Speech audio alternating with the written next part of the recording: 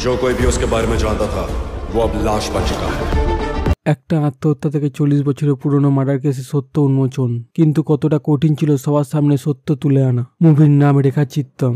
আমার কাছে personal rating দিয়ে 10-এর মধ্যে 7। মুভিটি হিন্দি মালায়ালাম ভাষায় সোনি লিভে ওটিটি প্ল্যাটফর্মে পেয়ে যাবেন। তো রেখাচিত্তম হচ্ছে এবছরে মলিউডের প্রথম ব্লকবাস্টার এবং খুব প্রশংসিত ক্রাইম থ্রিলার মুভি। কিন্তু আসলে কেমন ছিল মুভিটি? রেখাচিত্তম গল্প শুরু হয় এক জঙ্গলে, যেখানে এক বৃদ্ধ ব্যক্তি এসেছিল আত্মহত্যা করতে, কিন্তু সে শুধু নিজেকে শেষ করতে আসেনি, এসেছে নিজের পাপও স্বীকার করতে। মৃত্যুর আগে তার দেওয়া তথ্য থেকে শুরু হয় এক মার্ডার কেসের মিষ্টি গল্প। কাকে মারা হয়েছিল, কেন মারা হয়েছিল, তার দোষ কি ছিল, এসব প্রশ্নের উত্তর জানতে হলে আপনাকে মুভিটি দেখতে হবে। রেখাচিত্তম একবার দেখার মতো ক্রাইম থ্রিলার মুভি। বছরের প্রথম ব্লকবাস্টার হিসাবে যেভাবে সবাই হাইপ দিয়েছে তার ধারে কাছে নেই এই মুভিটি। তবে ক্রাইম থ্রিলার না বলে যদি স্লো থ্রিলার বা ড্রামা হিসাবে দেখেন তাহলে বেশ ভালো লাগবে মুভিটি।